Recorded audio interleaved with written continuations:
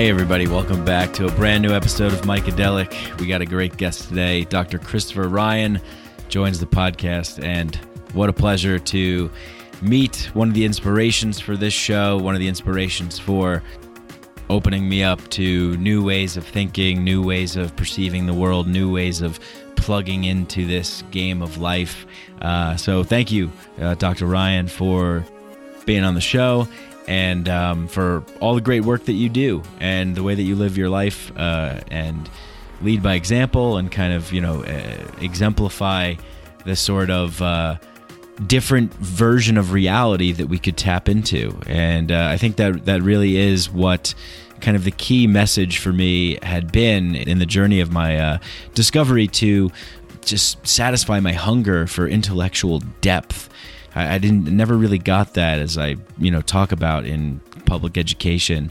These guys, Chris Ryan, author of Sex at Dawn, host of Tangentially Speaking, and his second book, the forthcoming Civilized to Death, The Price of Progress, like him and Daniele Bolelli and Joe Rogan and the guests that he has on his show, and Graham Hancock and Thaddeus Russell, the list goes on. But these people that I wasn't exposed to at a younger age, and then when podcasts started taking off, this information is able to get out there more because our mainstream, dominator apparatus is not necessarily plugging this into the consciousness of the young developing minds that are thirsty and hungry for new and different ways and deep understanding of reality and life and all those sorts of things, history.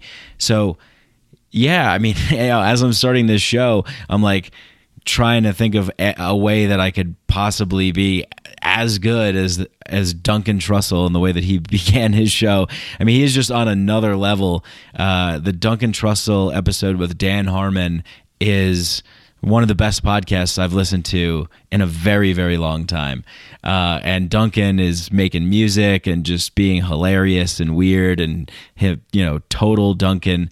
And Dan Harmon is absolutely on fire, just riffing and really digging into a lot of Campbellian thought, philosophy, mythology, and applying it to our time right now. And they're talking about how, we're all wearing these like Halloween costumes, and now we're living in this time where we get to choose like an infinite amount of Halloween costumes that we want to put on, this skin bag that encapsulates our soul or whatever the life force inside of us. It's just a costume. And we've been at this party, but now there's millions of parties and millions of costumes. And anyway, I'm not doing it justice whatsoever. I'm an idiot. But go listen to Duncan Trussell's last podcast from beginning to end. It's brilliant. It's a work of art. And these are the kinds of people that have been the inspiration for, the catalyst, if you will, for propelling me onto a journey of discovery and creation. And it's a extremely fulfilling one. It's a one with many ups and downs and despairs and isolation. And, I'm a huge fan of Charles Bukowski, as you know, and he's got that great poem, "If you're going to try, go all the way." And, Bukowski was a deeply troubled, misogynistic, alcoholic, crazed individual, but also a creative genius. And he wrote some really beautiful, touching poetry. And one of his poems that I love a lot is this one that I'm about to read right now. "If you're going to try, go all the way. Otherwise, don't even start. This could mean losing girlfriends, wives, relatives, and maybe even your mind. It could mean not eating for 3 or 4 days. It could mean freezing on a park bench. It could mean jail. It could mean derision. It could mean mockery, isolation. Isolation is the gift. All the others are a test of your endurance, of how much you really want to do it. And you'll do it, despite rejection and the worst odds. And it will be better than anything else you can imagine. If you're going to try, go all the way. There is no other feeling like that.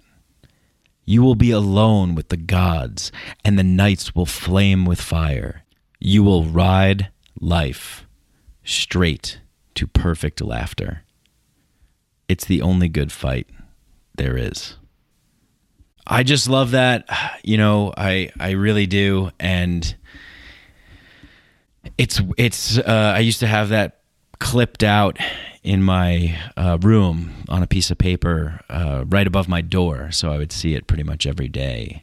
The life of creating and detaching yourself from general consensus reality and going out on a limb to do something else, it is not easy. And like Bukowski says, you will be faced with all these challenges and all these obstacles, and it's going to be a test, an endurance test. How badly do you really want it? What are you willing to sacrifice to, secrete the thing that's inside of you into manifesting, into being, into coming into the world, of sparking some kind of creativity, extending its tentacles like a mycelium web and touching other minds and other souls that have the capabilities of doing the same thing. And that's what Chris Ryan and all these guys that I mentioned have done for me. And I feel like it's one of the greatest honors if I could even come close to possibly doing that for somebody else.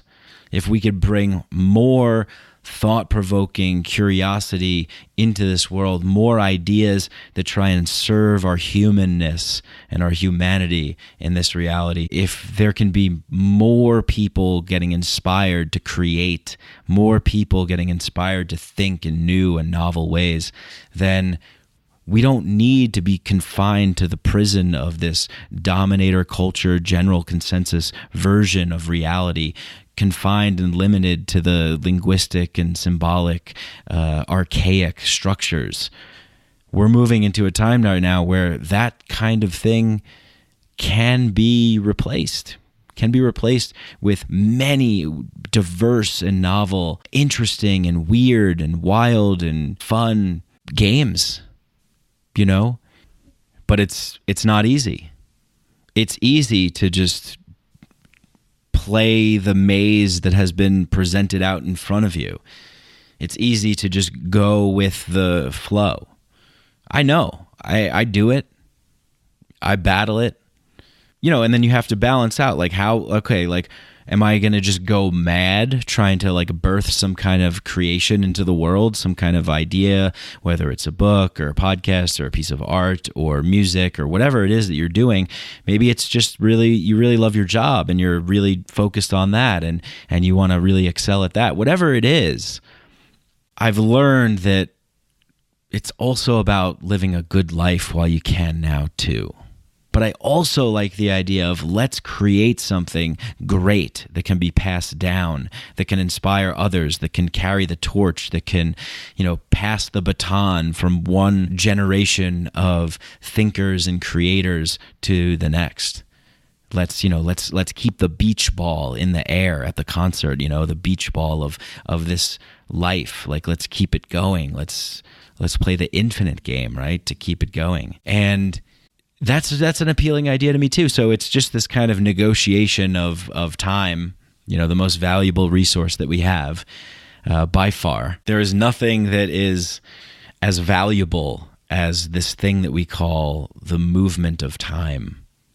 And so, it's really this balance of living in the moment and also living for a particular kind of meaning and purpose as well. But there's one kind of overpowering, oppressing, tyrannical, dominant paradigm that inserts itself into our lives, into our reality, and forces us to conform to it, And these people, they are the manipulators, the sorcerers, the dark masters of time. They're able to control the societal and cultural dominant narrative, the major story of history, the story of our present moment, the story of the future. But this is just one story. However, they are the most powerful people that are imposing this story upon us. But that's not the only story there is.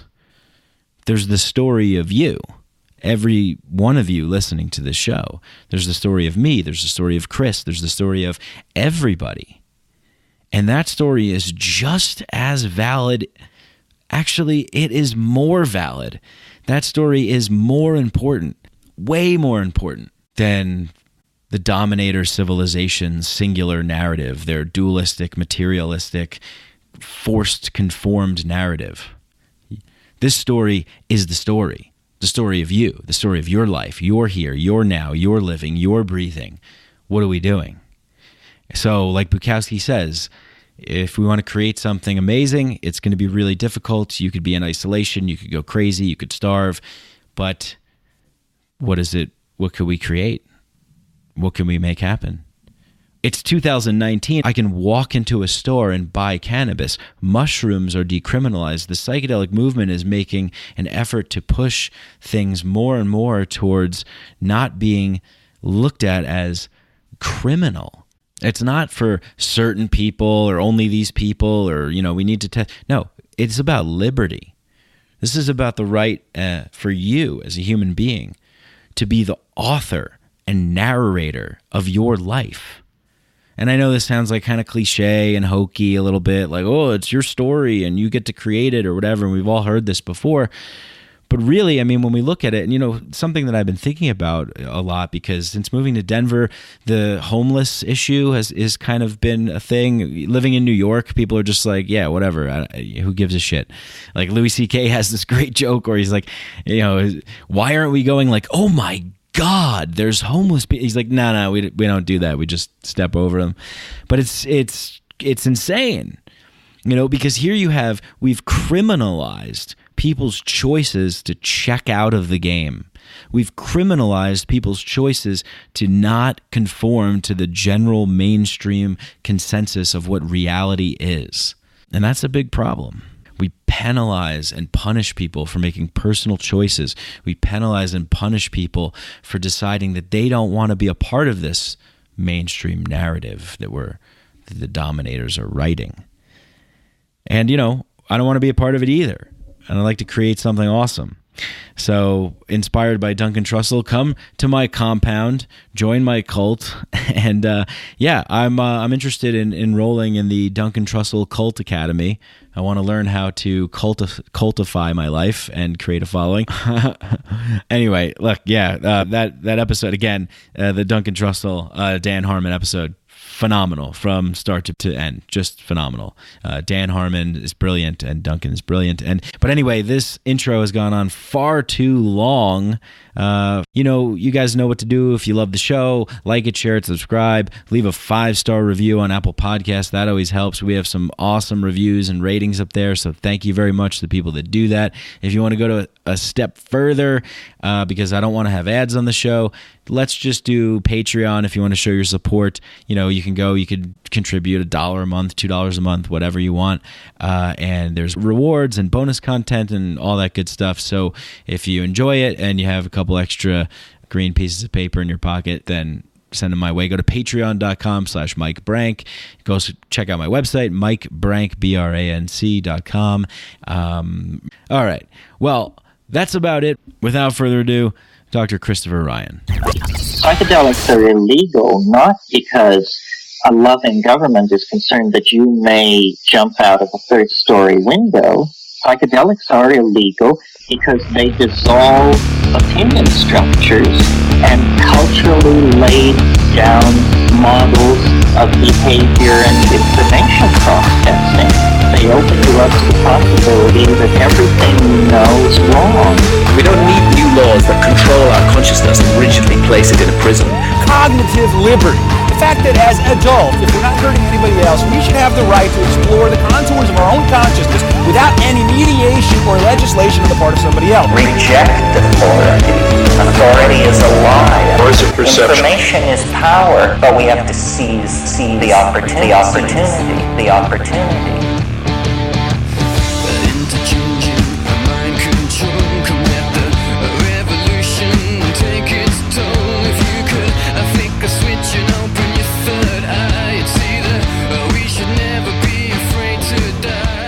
So this is like a high honor for me. I know you don't like that kind of stuff. Are you high? But no.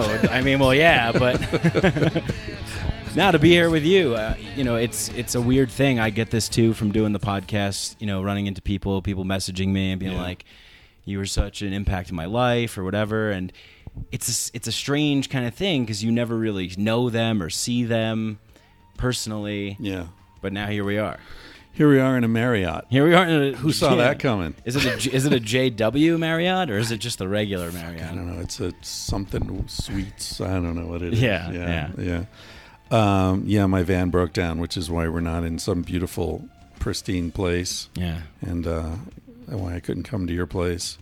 Thank you. Yeah, it is a strange thing, like you say. You obviously have a lot of fans because I guess you saw I was coming to Colorado and you sent me an email or a direct message. I don't know what it was, but I lost it. Yeah. And I was intending to get back to you, and then within the next 3 days, probably 30 people wrote to me and were like, "Hey, you got to talk to..." 30 people did? Daniele Bolelli did. Charles Johnson did. I asked them too. Yeah, I figured. Like, we have some friends in common. But then a lot of people were just like, "Dude, you're in Colorado. You should talk to Psychedelic, and you guys need to hang." So awesome. So it was cool. Yeah. No, that was really cool seeing people do that, and Daniele's like an amazing guy. He's really cool, and Charles too. We hung out recently, but it's. You've definitely impacted the course of my life, which is. I'm not trying to like put that weight on you, but I'm just saying like thanks. It's an appreciation I think that we can all. Be a part of in this kind of sharing podcast, intimate economy of, if you want to call it an economy, but just this like reciprocity thing where, I know people listening to this show are going on, starting their own things and doing their own things, hearing different messages that you might not have heard anywhere else. So, that's true. I remember one episode, so I was doing stand-up comedy in New York and walking dogs during the day. And I think we might have emailed back and forth a couple times. Like I asked for some advice or something, and then I heard an episode you did where you just gave this intro about like traveling. Some guy wrote into the show and he was talking about like the despair of traveling, like the loneliness. He broke up with his girlfriend. You're like talking about Thailand and being on the beach, and like some guy comes gets fish, and it's just chill. Time is slowed down. Everything's new and novel. And I'm like, fuck, man, like I'm spending all my days just like in dark comedy clubs, like every night, like going like 4 or 5 shows a night, then like going out drinking, doing coke, just doing stupid shit, and walking dogs during the day. And like I haven't really seen the world. So I bought a one-way ticket to Bangkok. No shit. Fuck it. Like, yeah. Well done. And just went until the money ran out. How long did you stay? Like 4 months. Nice. Yeah. All in Thailand, or did you get around? All around Southeast Asia, Thailand, Laos, Vietnam, Cambodia, and then back to Thailand. My idea was to spend more time there and like go to Indonesia, and some people were talking about like go to Australia and like work on a farm and keep traveling, but something pulled me back. I think I was podcasting at the time and doing comedy, and so I was like, I kind of miss that a little bit. Right. But it was great. Good. Yeah, good. It's, I try not to give advice just because things can go wrong and then somehow, you fucked up. But Thailand's a good country for traveling, I think. It's the one country I'm comfortable recommending to just about anybody, because you can go off the path and it gets pretty exotic and pretty foreign, very quickly. And Laos, I love Laos. I really enjoyed there. And I guess Cambodia's better now than when I went there. It was really depressing when I was there in like 02, 03, something like that. It was still really traumatized, culturally. But yeah, Thailand, great food, great people, interesting history, and just, I feel like there's a place for everybody there if you want to travel. Yeah, definitely. You've talked about, did you ever do a Toma about your Southeast Asia travels? You've mentioned it a couple times. Yeah, but I don't know. I honestly, I forget where the Tomas left off. I kind of, I was living alone for a year or so, a year and a half or something. And so I'd be home like the third or fourth night in a row by myself, and it'd be like, you just get a little lonely and feel like having some company. So I drink a couple of beers and record a Toma because I felt like I was there with the audience in a way, you know? And then life got sort of a little more interesting, and you know, more people coming in and out, and I sort of lost the thread, and I feel bad about it because there's a lot more stories to tell. My friend Anya and I were just talking about this the other day. Like, there was a story that I thought I had told about being back in New York after Asia, and I definitely haven't told that when I was working with the mafia and doing all this crazy shit in New York on a construction project in Hell's Kitchen. Yeah. That's separate from the other New York story that got you to go to India. Right. So that was the Asia first trip, one. Yeah. And then I went to India. And I feel like I've told a Roma thing about India. Yeah, that was good. Was that when I was like, had the bang lassi and listened to the music? Yeah. Rooftop. That was great. And I shut down. That was excellent that storytelling. Right. Yeah. Well produced. Yeah. Good music. Yeah. But I mean, I don't produce anything. That was just like I'm telling the story and then like, let's stick in a song here. And, you know, it's all. I tried to fancy it up a little bit. Thank you. But anyway, I don't know. I don't think I got into Southeast Asia yet. So that's probably where I should pick it up. Yeah. Because I spent a lot of time in Thailand, Indonesia, Malaysia, Nepal, which isn't really Southeast Asia, but I don't think I talked about Nepal either. Yeah. Yeah. And I've been back a bunch of times. Yeah. And you first went there, what, in the 80s? Yeah. My first trip to Asia would have been 87 maybe, something like that. Maybe 86, I'm not sure, really. Yeah. The past is a blur, man. Yeah.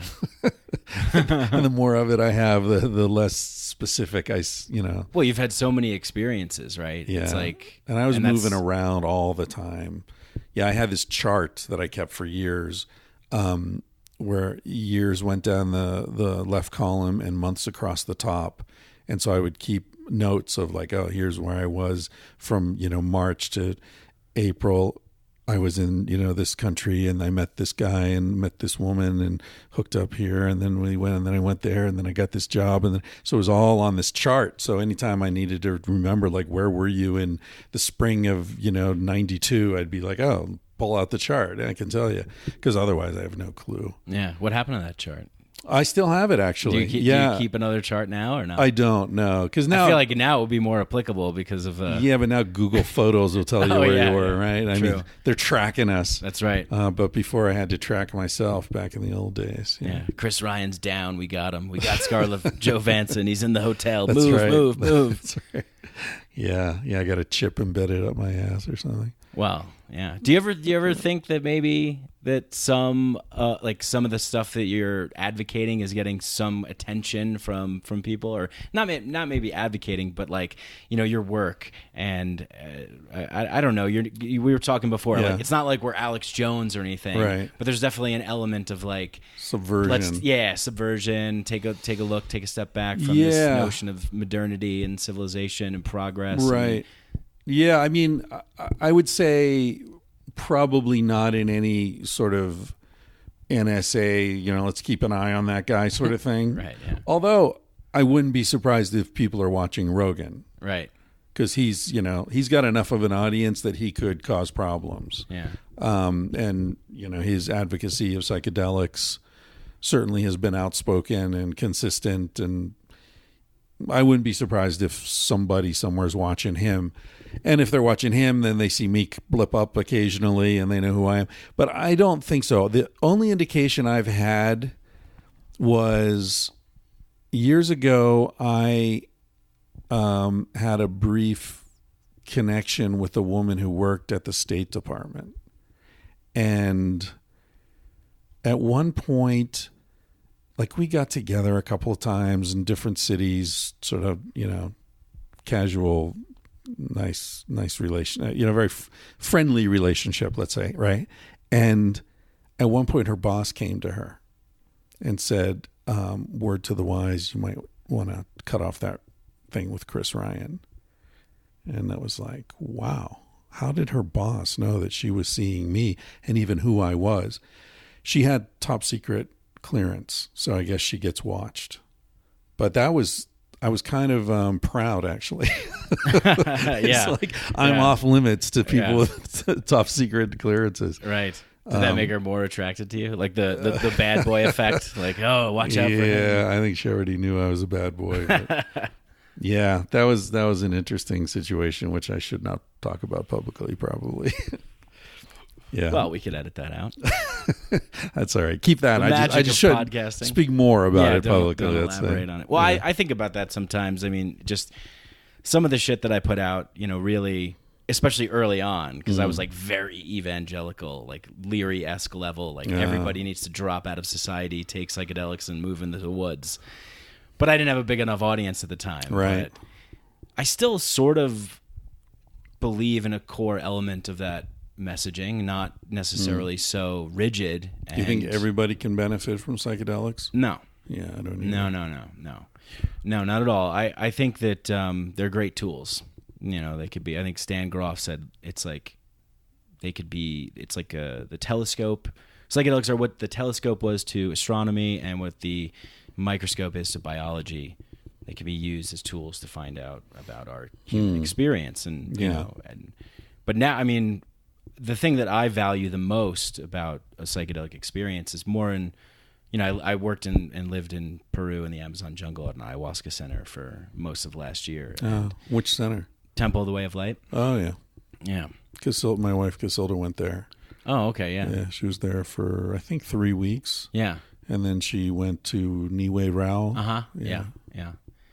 Yeah, it's a crazy place. You should, Iquitos, you would love that area. It's just, it's crazy. She said it was real Wild West kind of, like a lot of just people watching, a lot of characters walking around. Yeah, it's like the Mos Eisley spaceport in Star Wars. Right. A wretched hive of scum and villainy, just like characters. Everyone's a character, There's like the guy that drank too much ayahuasca and just stayed there, and he's been there for like 6 years, and he's got dreads down to his ass. And he thinks he's God. Yeah, well, right. So these are things that can happen, right? With this. So I'm not so, What were you doing there? You say you were working there. So I volunteered there, and that was a great experience. And then I actually met my girlfriend, who I'm with now, there. And I kind of pitched them this idea of like starting a podcast, like creating a podcast for them, because like I wanted to stay there. I was like, what can I provide of value? Yeah, I could crack a couple jokes, but really, I thought it could be valuable. So they decided to like hire me to come on, but they didn't really have the resources and things like that, and so I also had gotten a message in a ceremony that was just like, hey dude, like you've seen the fireworks show, like the Alan Watts thing, like if you get the message, hang up the phone. So go back, do the work, right? We're showing you what we can create in this visionary space. You go do some shit and create that in the world. So I'm like, okay, fine. So I decided to come back. But yeah, it was a really just unbelievable experience. Forgot where I was. Iquitos. Oh yeah. We're talking about tools and whether everyone can benefit or Right. Yeah, I was the same. I think everyone goes through. Yeah, I don't know if everyone, but a lot of people go through an evangelical period, where you just feel like this is so amazing and so helpful. Everyone should have it. Everyone I love should have this. It'll solve any problem, and you overestimate the applicability. And I think I underestimated the sort of subtlety, the gray areas of like, okay, this can be really good for some people sometimes, and even those same people not in other times, and I feel I was trying to convince everybody I love to trip the first year or two after I did. And looking back, a couple of people that I was trying to convince, I'm really glad they resisted, because they were in a place or their personality was oriented in such a way that I think it could have been really, really painful for them, which isn't necessarily bad if you can work your way through it, but I wasn't qualified to help them through it. And so I kind of look at the world now, and it's amazing. I when I was in my early 20s and this was a really big part of my life, I couldn't have imagined that I was going to live to see psychedelics legalized in American cities, and eventually, I'm sure, the whole country. That was just like, forget about it, man. That's not going to happen. This was the Reagan years. This is when they were clamping down on drugs and minimum mandatory sentences. And, a guy selling shrooms at a Dead show goes to prison for 30 fucking years. It's like insane. And now to see this happening, and strangely, it's happening when the government is even more of an enemy, the federal government, than I considered it to be then. It's crazy. But anyway, it's great to see it happening. It's really beautiful. But on the other hand, all those sort of common American afflictions are on display. The commercialization, the overestimation of one's knowledge and wisdom and abilities, and the ego getting, because they're so, I think psychedelics are uniquely seductive to ego. And oh, totally. You know what I mean? Yeah. Yeah. It's like if you become a yoga teacher, you might get to be full of yourself, but you throw some ayahuasca in there or some shrooms or something, and then it's like, oh, tell boy. me about it. I mean, there we go. It's like that. Yeah, I've been thinking about this a lot lately because it's really, really important. Anything can be converted to ego's use. Like one of my favorite books by Cho Young Trungpa is Cutting Through Spiritual Materialism. Yeah, it's a great book. Yeah, and it's just like you see this happening all the time, and you're here in Denver. I mean, you could go in Boulder. Like these are places where these kinds of experiences are available to you. You can go to a gong bath, a cacao ceremony, a yoga cannabis thing, and listen to someone that had one ayahuasca experience, and now they're telling you about how we're all light and love and everything's fine the way it is. Just meditate and don't worry or whatever. Yeah, the world's gonna be fine. Yeah. Yeah. Just trip out as the Amazon gets fucking torn apart. Right. Yeah. It's an interesting time. I've often thought, like, I grew up in a really boring time, like the 70s, when I sort of came to consciousness, was like, what the fuck, disco? Are you kidding me? Really? And I was old enough that I was aware of the late 60s, when I was a little kid, and especially at my aunt's place. I had this aunt who's only 11 years older than me. And we used to go visit her. And my mom was the oldest sibling, and this aunt was the youngest. So my mom was sort of like, Frank Sinatra, Perry Como, cocktail parties, bridge, like that was my parents' world. But then we'd go to visit my aunt, and her world was Grateful Dead, Neil Young, Crosby, Stills and Nash, like Joan Baez, and like much more. And they were smoking weed, and it was, they had all these hippie friends, and they were hippies. And I remember thinking, like, man, just give me a few years. I can't wait to join this party. Like, I really like this music. These women who are coming around are really sexy. And okay, I'm 11, fine, but give me a few years. And then by the time I got old enough, it was fucking disco, dude. It was over. The party was gone. It was John Travolta, and like, oh, come on. So what the fuck am I talking about? What was the thread there? I lost All right, cool. it. We're 1 for 1 now. I lost it. Yeah, but it was like growing up in a boring time. Yeah. And now it's so interesting. Yeah, I forgot the thread though. It'll come back. The 70s is actually, I've been actually, so do you know Eric Davis? He hosts a show called Expanding Mind. He wrote a book called Technosis. His new book called High Weirdness is fucking, I can't wait to get to it. But he's investigating this weird time in the 70s where like Philip K. Dick and Robert Anton Wilson and McKenna were just, he explains it as this sort of fallout from the 60s where like all those people that were getting turned on and dropping out, and then they were just like, fuck, like war on drugs, Nixon, what do we do? Like, where do we go? Like, what happens now? And he's identifying this as this like turn and face the strange kind of like decade of like things diverting into subcultures. Like this is really the first time that you start to see a pronounced evolution of the subculture. You know, I mean, it took place in the late 60s, but prior to that, it was really like, you know, turn on Channel 7, listen to Ted Koppel. Was he alive then? I don't know who the guy was. Yeah. You know, Walter Cronkite, right? Yeah, like you got 3 channels. Yeah. Mainstream culture. It was like, this is really the stranglehold on the dominant story that we're telling the masses of people. Yeah. And in the 70s, you saw this kind of fracturing, and the 80s, it was like a lockdown, and the 90s, it kind of came back, and like the 2000s, it kind of pulled back a little bit, and now we're entering more of this like fractalization of weirdness. Yeah, and what we're doing right now, this whole internet, you know, way of disseminating information has really cracked a lot of stuff open. Yeah. A lot of those subcultures now are, Oh my God. they have outlets. Everybody's got an outlet. Everybody's Walter Cronkite. Yeah. Yeah. It's a... And that's the way it is.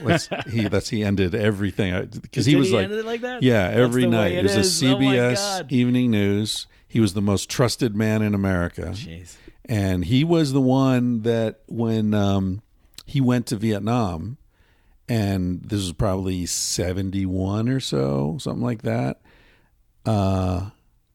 Could it have been 71? Or no, it was earlier because Johnson was still president. So it must have been 67. And he went to Vietnam because a lot of people were saying this is ridiculous. They're giving us fake information about, because they had these body counts. And every night on the news, they'd say, you know, 742 Vietnamese were killed and 11 Americans. And he was like, okay, every night we're killing like 100 times more of them than us. And yet this isn't, you know.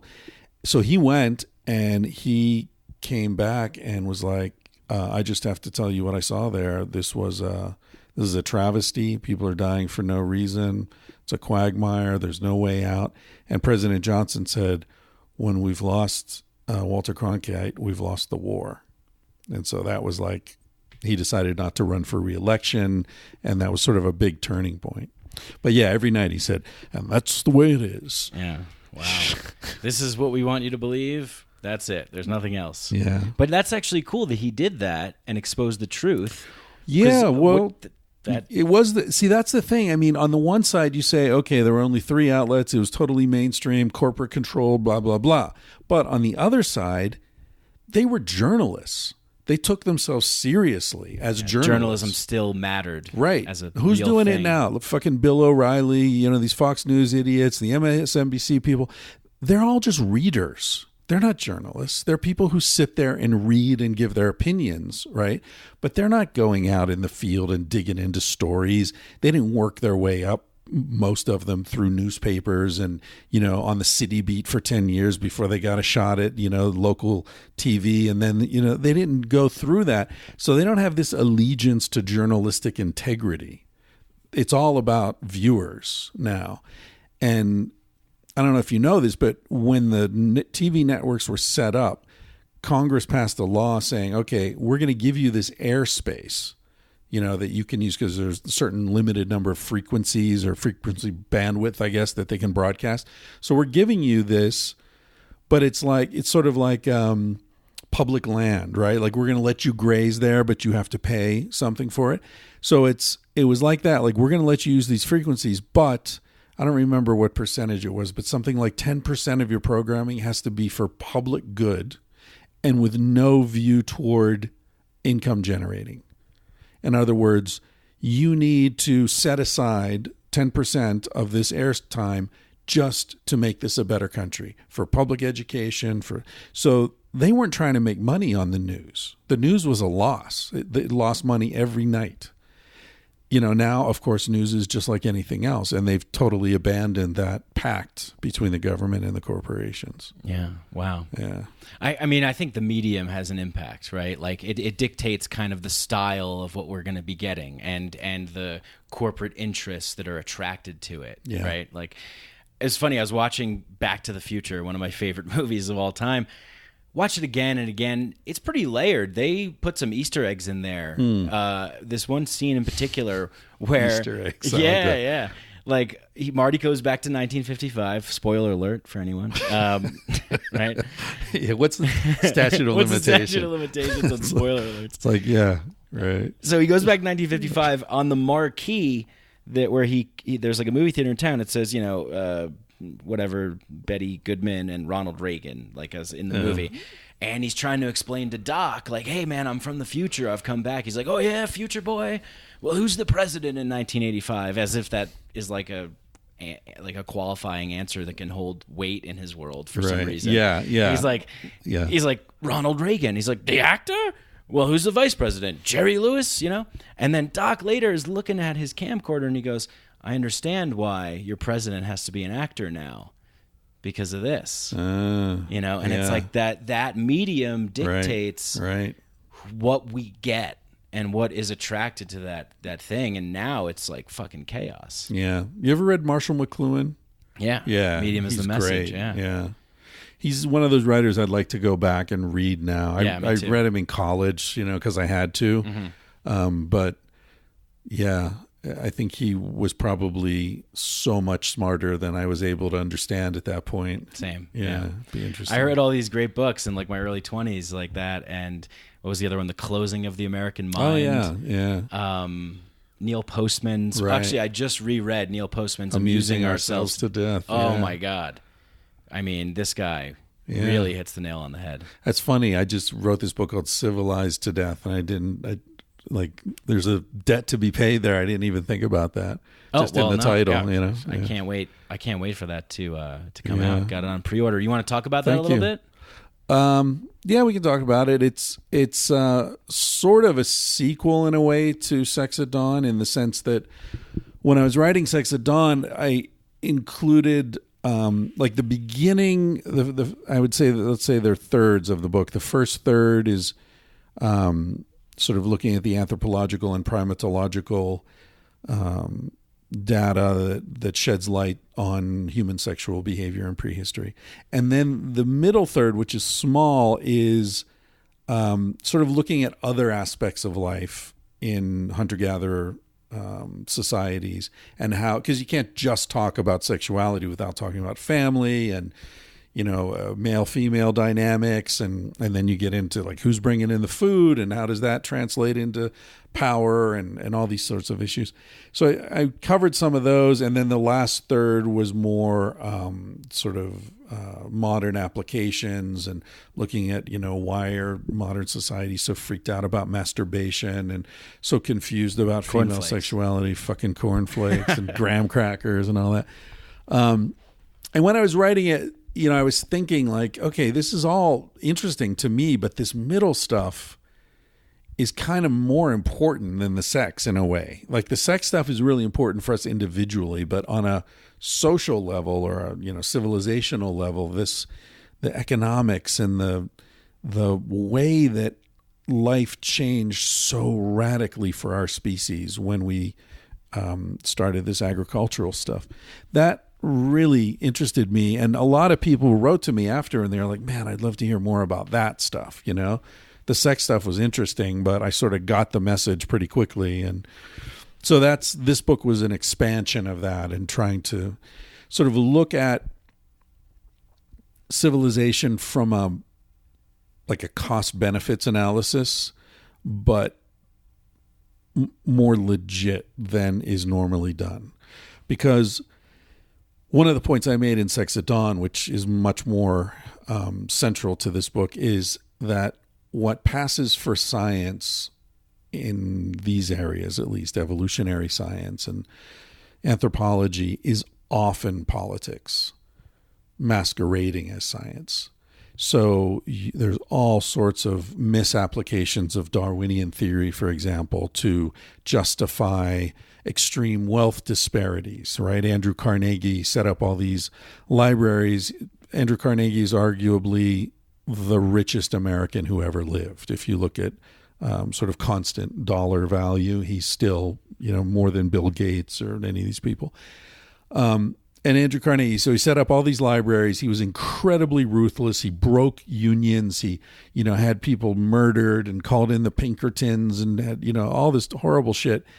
And he set up these libraries, and he insisted that every library had to include one book, Darwin's On the Origin of Species, because he believed that Darwin justified his wealth because he was the fittest. That's why I'm winning. I'm the fittest. See, Darwin explained it. It's just nature. Now, Darwin never said any of that. Darwin didn't comment on wealth disparities explicitly, and he was totally against slavery. He was an abolitionist, and yet white supremacists often use Darwin or claim to be using Darwin.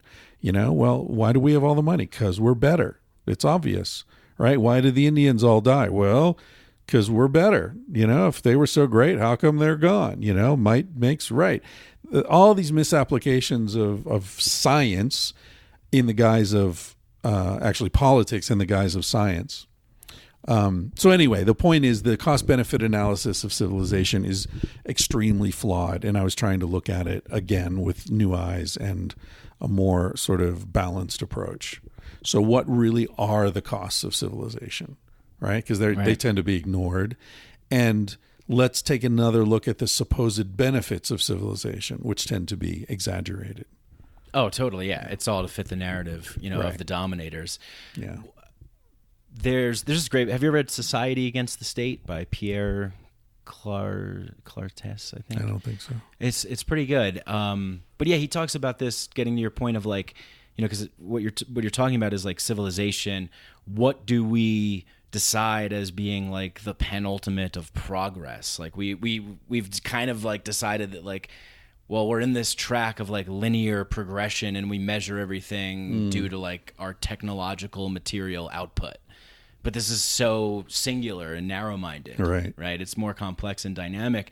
So we have a tendency to look at these primitive societies, call them primitive societies, because where's their excess? Right. Where's their surplus? Where's their overabundance?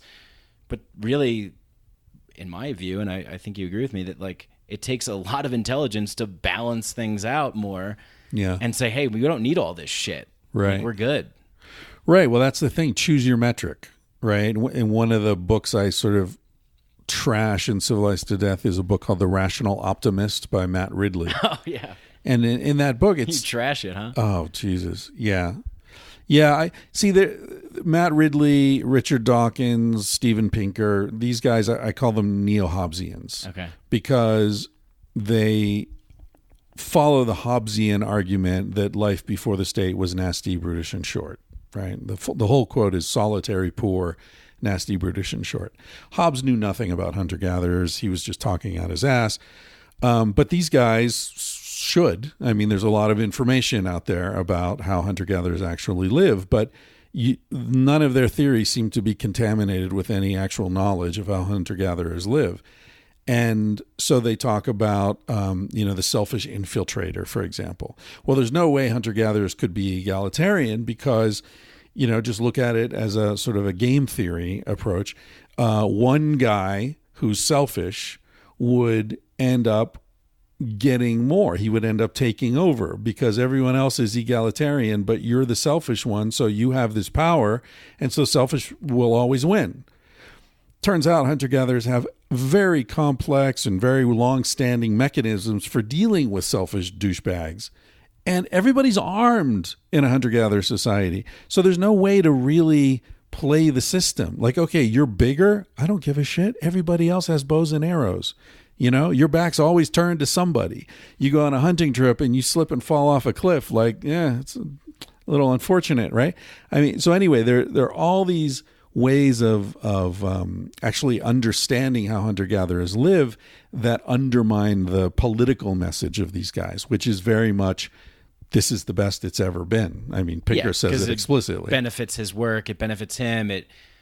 You were talking before about science, right? And like Rupert Sheldrake's book, The Science Delusion, the dogma of the science religion. Right. Like, we can't have things... I mean, the Catholic Church burned people, Bruno, Giordano Bruno. This is how dangerous these ideas are to their domination of the story. And now we have supposed scientists who are fulfilling the role of the church. That's the problem because they're proselytizing. And I was talking about the Rational Optimist. Right. He says in it, he starts the book by saying, these are like inarguably the best times that humans have ever had. Right. Whether you measure it in millihertz or tennis rackets or mango slicers. Literally, I'm quoting him. Mango fucking slicers. So tennis rackets. Greatest time to be alive. Mango slicer. And he says intercontinental missiles. Like, that's a measure of wealth? How many intercontinental fucking ballistic missiles we have? Really? That can destroy the planet? You're using that as a metric of success and wealth? So, yeah, choose your metric, right? I would say most people, if they really step back and think about it, would agree that a more rational and relevant metric might be how nutritious is my food? How many chronic diseases do people generally suffer from? How long do we live? Which, is often misunderstood. They think hunter-gatherers only lived into their 30s, which is demonstrably untrue. How much time? That was because of the dental eruption that happened, right? Well, yeah, I mean, I'll get back to that in a second. But, so you can look at not only longevity, but how many years of healthy, vigorous life, right? I argue in Civilized to Death, we don't live any longer than hunter-gatherers. We just die more slowly. That's not necessarily a good thing. Dying slowly hurts, It's humiliating. You lose control of your body. You lose control of your life. You lose autonomy. Is that a good thing? I don't know. How much time do you have to spend with your friends? How much time do you spend doing something you really don't want to do, right? Hunter-gatherers, virtually none. So if you look at these metrics that really reflect quality of life, I argue in Civilized to Death that it's very hard to conclude that life has gotten better for the average person. And I'm talking about you and me. We're not average, right? Worldwide. Even our lives aren't demonstrably better looked at this way. But, some guy picking food out of a dump in Manila, come on. Those people, that like super low income, very struggling for survival, which there are hundreds of millions of people living like that today. There was nobody like that in the hunter-gatherer times. Right, yeah. So anyway, the tooth, do you want me to get into the longevity thing? Sure. So the thing is, you ask people, even people like medical doctors who really should know better, they'll say, well, when they hear me, whining about civilization, they'll say, well, we live twice as long. You can't dispute that. In fact, that's total bullshit. We don't live twice as long. The reason that people think our ancestors only lived into their 30s is that when archaeological finds are made, the archaeologists look at the skeletons and now these are skeletons that are 10, 20, 30, 40,000 years old, right? So it's very hard to conclude much. And often they're just fragments of skeletons. So the way they judge the age at death is, as you said, something called dental eruption, which is basically the wisdom teeth, how far they come out of the jawbone. And there's good reason to believe that this is consistent across time for our species. So just like today, you start to get your wisdom teeth in your late 20s, maybe early 30s, and by your mid to late 30s, they're in. That's it. And then you don't have anything else happening in terms of dentation. So when they look at these skeletons, the teeth are all worn down and broken and falling apart, but they can look and see, oh, okay, this one, the wisdom teeth aren't out at all, but it's a pretty large jaw, so this is probably a 20-year-old, 20 to 25 years old, or infants, they're smaller jaws. And then around 35, that's where you stop being able to tell the age at death because the teeth are totally out. The wisdom teeth are totally out. So they notate 35 plus. That doesn't mean that person was 35. It means that they were, I'm just Simon Rex. I thought my phone was on Do Not Disturb. Dirt nasty. It doesn't mean that they died at 35. It means they were at least 35 when they died. So then if the journalist reads this report and doesn't understand that, they see, okay, there were 15 bodies discovered or skeletons discovered here. And none of them were over 35 because the dates are 15 plus, 25 plus, 35 plus. There's nothing 40, 50.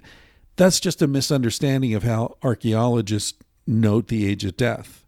So that gets into the mainstream mental narrative about prehistory. This idea that we live twice as long as our ancestors gets cemented into the narrative, and it stays there because it makes people feel good. It's not true. No specialist, no archaeologist, no primatologist, no serious anthropologist believes that we were old at 35. Homo sapiens were never old at 35. Right, yeah. And do you think this happens by accident? Maybe it's out of our control, the way that it gets out there, you know, how people just read headlines and they attach to a thing and repeat it, and that just becomes the narrative. Yeah. Or do you think that there's also sort of a more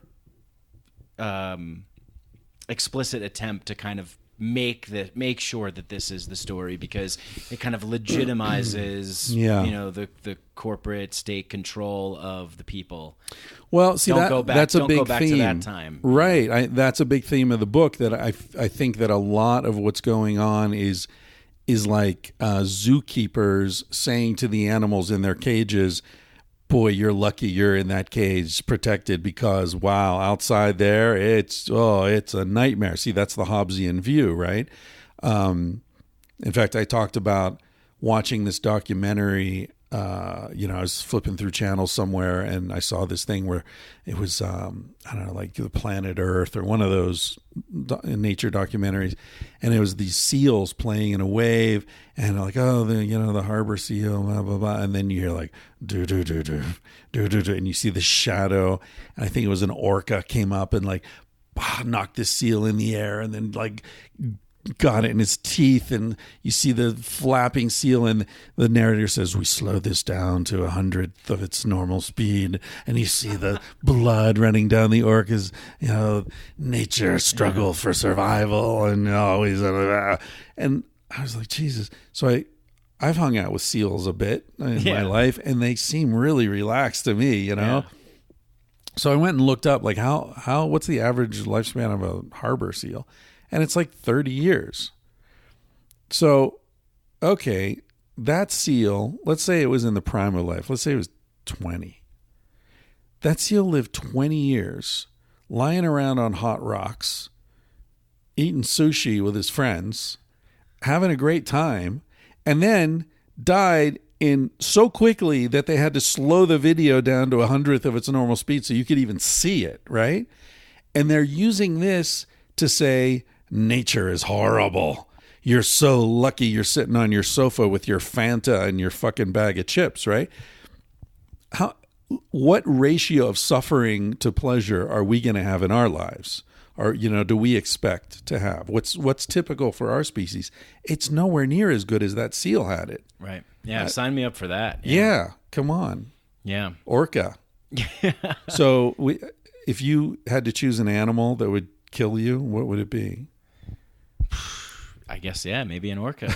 Like, get me out of here quick.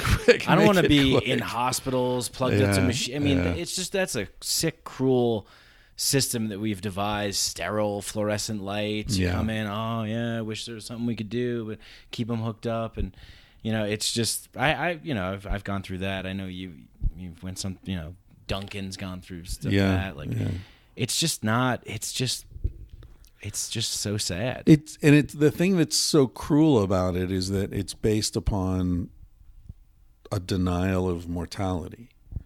Ernest Becker's Denial of Death, right. One of my favorite books it's a great of all book. time. Yeah. I mean, I went through that with my dad less than a year ago, and I had to.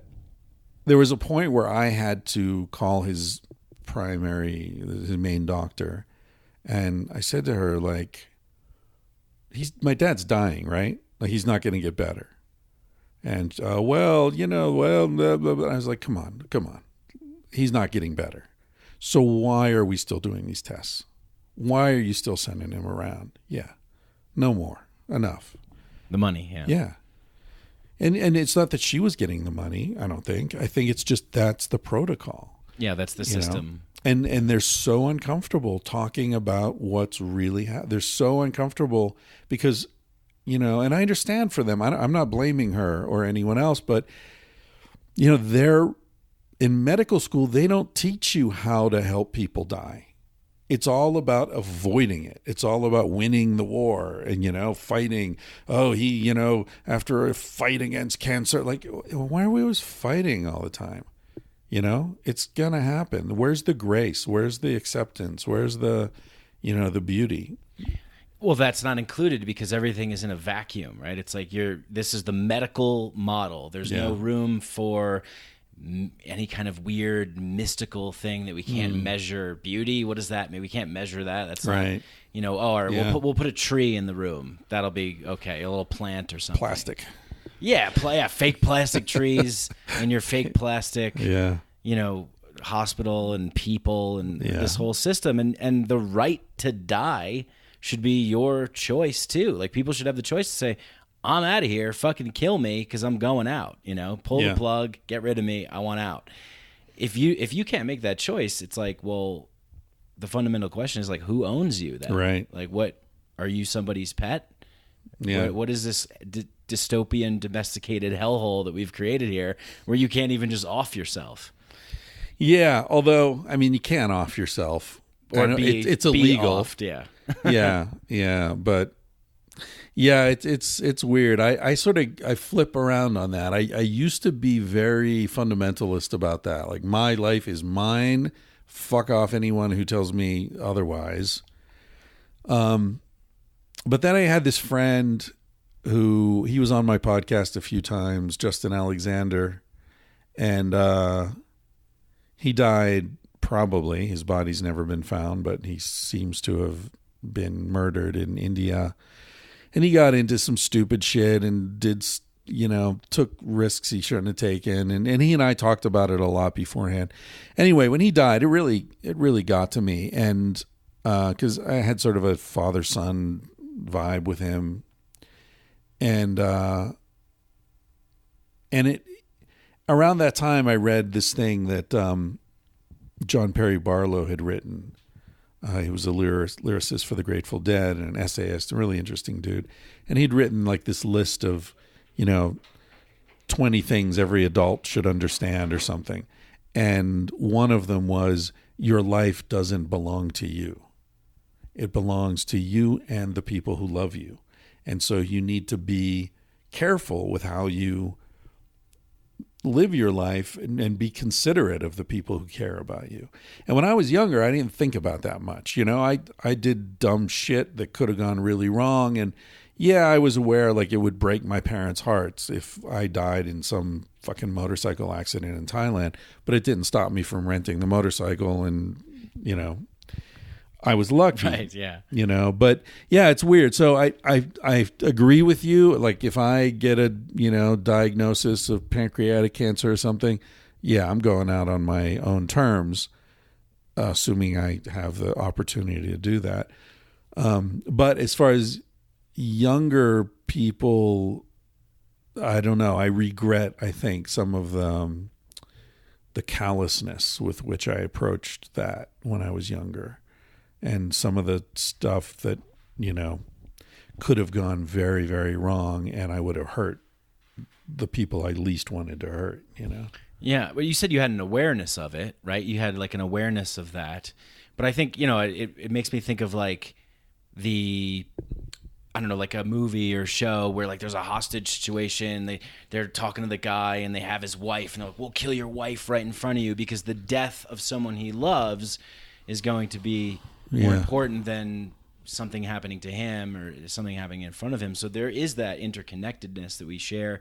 I think about that. I'm a new uncle and I'm like, it's great. I mean, it's great. You know, kids are psychedelic. It's fucking awesome to be around these kids and just watch them discover the world. And that I went through a period of depression. I had suicidal thoughts, but that kind of kept me there. Like I don't want to do this to these people that I know care about me. Right. That I am some kind of important figure or can be in this interconnected web of life that I've been gifted. Right. You know, and that's another important metric when we're looking at quality of life. To what extent do you feel embedded in a web of love? And at no time in human history have more people lived alone than right now. And that's a travesty. Yeah. But do you think what's his name? The rational optimist, Matt Ridley. Is that one of his matrices? No, of course not. Right. So these analyses of civilization versus pre-civilization or non-civilization, it's so important. What are you choosing? What are your measurements? Yeah, it's weird. I was depressed and suicidal and nihilistic and resentful, but I had a juicer. Oh yeah, I didn't have a mango slicer. Maybe if I had a mango slicer and a tremendous missile. mango slicer, yeah, it would have been great. Terrific mango slicer. The one thing that predicts health more than the one factor that you can look at that will predict how long you're going to live more than anything else, more than smoking, more than your body mass index, more than your diet, more than exercise, are you part of a community? Yeah, that totally cares about you. Johan Hari's book Lost Connections Sure, was brilliant. there it is. And recently, just a couple days ago, I was listening to this guy Daniel Schmachtenberger. You ever hear of him? Haven't. He's pretty interesting. I think he's the founder of this company called Neurohacker Collective. He was talking about how exactly this, like we need each other, right? Like this is really important. I learned this when I was living down at the temple in Peru, and he talks about, he gives this point of like, because we live in this society that the opportunity to isolate oneself. Like we have these things that are like mass shootings, and then like they go and they interview the neighbor, and he's like, oh, he was always a quiet guy, and kept to himself because he was isolated and allowed to stew in this psychopathology, and just until it just erupted and like a cancer growing in the body of humanity. Yeah, and that is fucked. I mean, living in New York City for 8 years, it's the most amount of people, and you can feel so alone. Oh yeah. So alone. Yeah, loneliest time of my life was New York, for sure. Yeah. Manhattan. It didn't help that my job was so weird. Yeah. I mean, I was working in the Diamond District. I'm not even Jewish. Right. And nobody I was working with was someone I would hang with. Yeah. You know what I mean? So my entire day was spent with people where there was zero chance of, let's go get a drink, with a Hasidic Jewish diamond dealer. That's not happening. But yeah, it was strange. New York is a very isolating place. Yeah. Yeah. It just seems really like everybody else has so much going on, Yeah. It's almost like social media. It's like everybody's life is great and mine kind of sucks. But then you realize it's not really how it is, but it looks that way. Yeah. Well, we're obsessed with that. We're obsessed with the appearance of things, right? It's like, wouldn't it be great if, how they're like Throwback Thursdays? Wouldn't it be great if there were like, I don't know, Fear and Loathing Fridays or something? You know what I mean? Yeah. Just like where there's like one day a week where you just sort of admit like, I got diarrhea and, my girlfriend left me and I feel fat and ugly and I got a zit on my ass. people do that though. Do they? They do that there's this weird, we live in such a weird time right now. It's like this weird world of like, like I do that, but I try and keep it as authentic as possible, right? Like I'm not going for brownie points or like sympathy likes, this hierarchy of like moral superiority, monetary value. Like, oh, like my plight is so bad. Worship my plight, and that's we see there's a lot of that even in like this whole PC movement and stuff. Right. Virtue signaling and like self-righteousness and like, well, there's no way out of it then, is there? Because everything becomes a display. Well, right? In this crony corporate civilized statist model of society where everything like this my big thing right now about psychedelics, like I'm working on writing this piece about the commodification of the sacred. Like this guy David Nichols, perfect phrase. Yeah, I got it from him, and he gave this excellent presentation on it. But I'm trying to go further with it in terms of like everything, like even psychedelics. Like Michael Pollan wrote this. He was a huge advocate, how to change your mind, and the psychedelics, and let's look at the benefits. And then after we decriminalized mushrooms in Denver, he writes this piece for the New York Times saying, slow down, not so fast on psychedelics. We still don't know all there is to know, the research. So I did this like what the fuck did we know about serotonin reuptake inhibitors when they got commercialized? Right, Nothing. Exactly, right. But it fits the corporate model. It fits this consumerist model. This idea of psychedelics could be one of the purest experiences you have, where you get to peek behind the veil and experience the real. You see some kind of element of truth or whatever it is. There's a movement now led by MAPS, the Multidisciplinary Association of Psychedelic Studies, and Compass Pathways, and Michael Pollan's now all of a sudden elevated to authority figure on this subject, to mainstream this. Take this thing and plug it into this shitty system that we have that absorbs and co-ops the purity of the original intention to begin with, and it becomes this like bland vanilla shit that we're swimming in, So do you think that's interesting? Can the subversive potential of psychedelics be removed? It's almost like what the powers that be are trying to do with marijuana. Like how can we get the anti-spasmodic effects, for example, without the patient getting high, as if getting high is a problem. Right. Don't want enough giggling. No more giggling. Yeah. No more ice cream. Yeah. Do you think that subversive quality could ever be removed from psychedelics? No, that's the I whole don't think point. so. Yeah. That's the whole point of to me, in my opinion, it's very much like showing us how we could be connected as human beings, and connected to the planet, and connected to the mystery and the awe and the wonder of what this is. And you look around you at all this bullshit and you see that its entire purpose is to disconnect you from each other, from the planet, from your true feelings. So that's its subversive nature, right? So by, you're saying that MAPS and Michael Pollan, these guys want to mainstream it.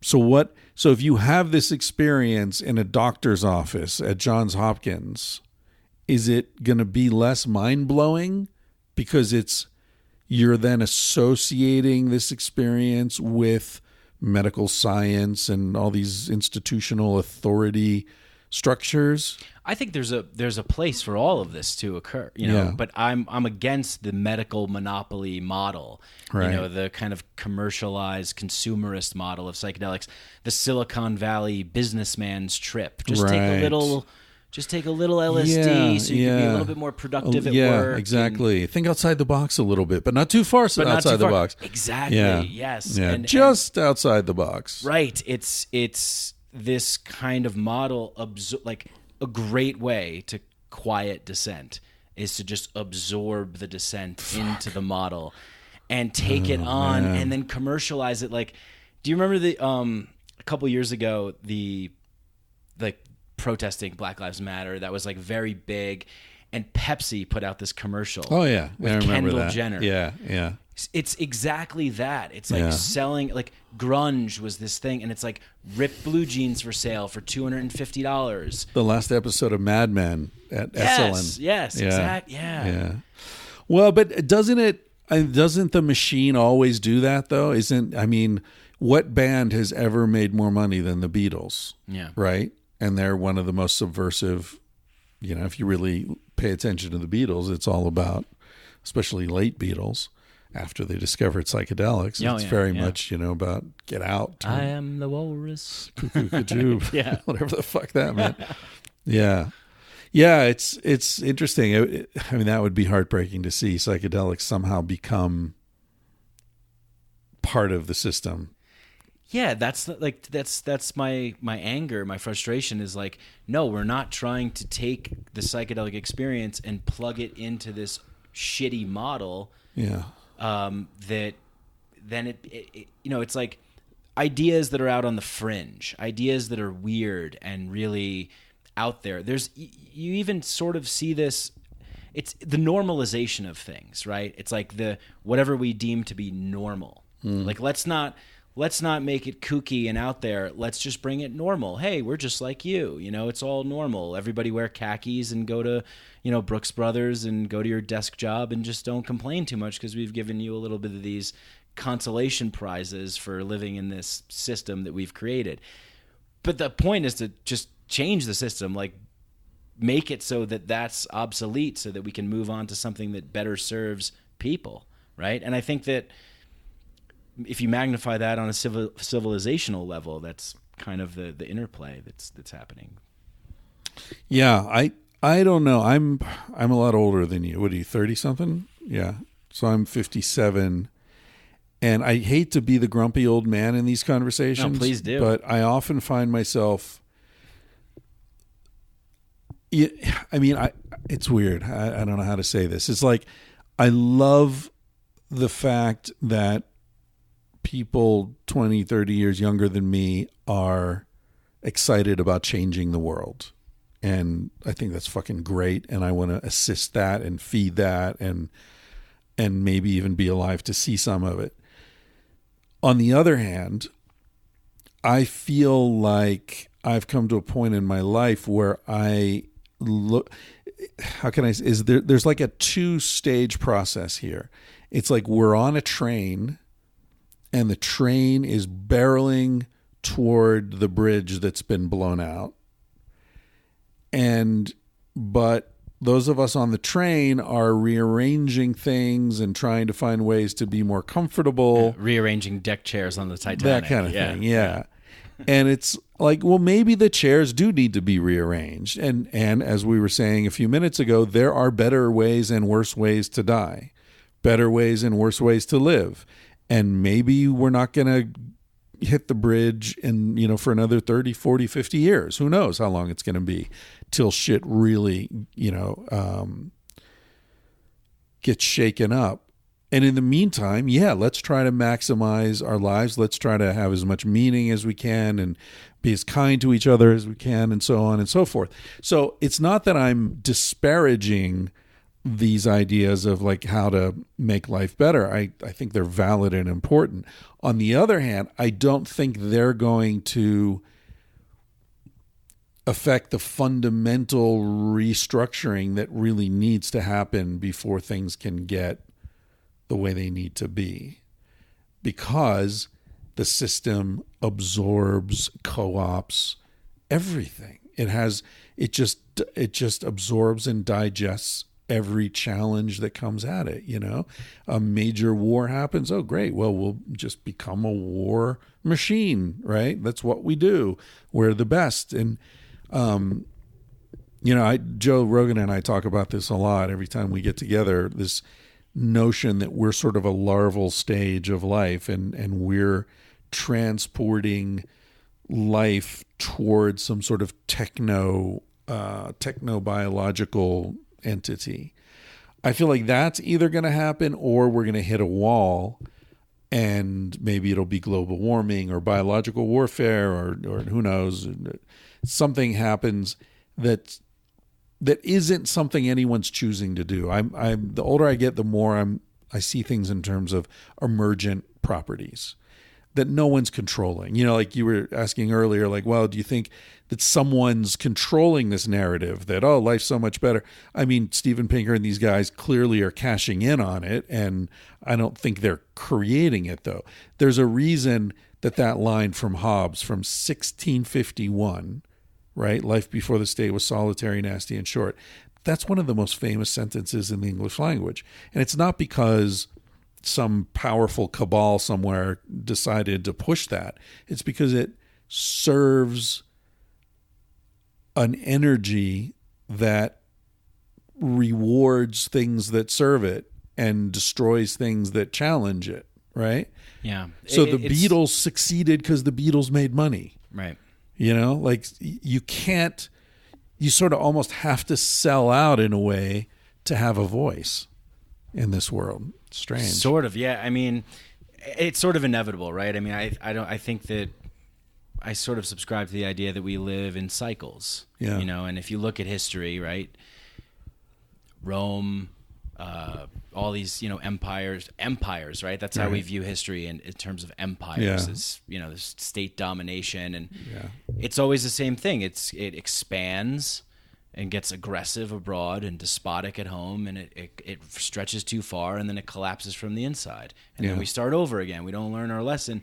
Maybe that's where we are. We're in this like state of being where that's how things are. Have you read Ronald Wright's Brief History of Progress? I haven't. Dude, it's so good. It's so good. 'Cause what he does is he looks exactly what you just said. He looks back at previous civilizations, right? Sumeria, Rome, Greece, the Mayans, the Incas, Easter Island, I think. And he shows exactly what you said, that there's a life cycle of these things, and they go through exactly the same stages time after time after time. And what's different this time is that it's global, it's not regional. And he says each time history repeats itself, it costs more. And this time it's going to cost everything because there's nowhere to hide. There's no empty land to run off to and start over again, you know?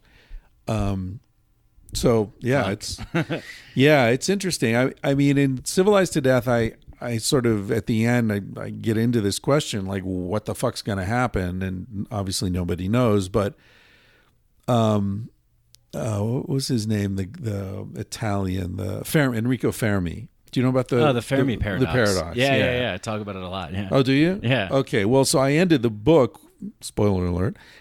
With a discussion of the Fermi paradox. Which, for people who don't know this, is Fermi was at lunch one day with some other brilliant scientists, and they were talking about whether or not there was life, non-Earth life. And he sort of like wrote down, okay, we know there are this many galaxies, and each one contains this many stars, and you know this percentage of those stars have planets, and this percentage of those planets are in the sort of distance from the star where life would be possible because of the temperature range, and there could be water and all this. Anyway, just sort of a quick calculation, and they came up with 100 trillion billion quadrillion planets that could contain life. So obviously with nearly universal opportunities for life, we're not the only one where this has happened, right? So then the question is, where is everybody? And the conventional answer is that these different life forms on all these different planets develop technology as we did eventually, and that there's something inherent in technological development where your power exceeds your wisdom. And so they found ways to destroy themselves. And they did, because, it's as if giving children guns, like they're gonna shoot somebody and themselves eventually. So that's the very depressing look, that there's this great filter, they call it, where like civilizations develop, life develops and starts developing technology, and they destroy themselves one way or another through pollution, through bio warfare, through whatever technology. But what I was thinking is, wouldn't it be cool if some of those societies reached a point where their wisdom actually could equal their technology, and they reached a point roughly where we are now, where there's like, okay, we've figured out basically how to have infinite amounts of energy without burning anything. Right? We figured out how to harness the energy of the oceans, of geothermal, of wind, of the sun. We know how to control population. We can have all the sex we want without having babies. The one area we're really bad at is controlling economics. But if we could get a grasp on that, instead of spending all this money making bombs and all this shit to destroy each other, we took that money and gave a guaranteed basic income to everybody on Earth and incentivized not having kids, we could, in a few generations, peacefully and non-coercively reduce the population of the planet to, 500 million people pretty easily. 500 million people would live like fucking kings on this planet, right? What if some of those life forms reached a point where they understood that the best place for them to live is where they started, and they decided to stay home, right? So they didn't kill themselves. They just were like, fuck it. There's nothing out there that's any better than this. Yeah, I mean, I like that idea, and that harkens back to the idea of the hunter-gatherer tribe. That's It's like, hey, we got what we need here. We what is know it, how to 150 live. people, Yeah. Dunbar's number? Right. We're good. We got it. We're living. Everybody's good. We're connected. You care about people. You're Right. invested in people. It's a good life. At a certain point, there's wisdom in saying this is all there is, Right. right? And that's okay. And it's great. Yeah. It's great because while I was out running around trying to find something better than this, I wasn't even enjoying this. Yeah. Is it, that famous T.S. Eliot quote, right? Like to go around the world. To the end of all we shall not cease our explorations, and the end of all our exploring will be to return where we began and know the place for the first time. Yeah. Yeah.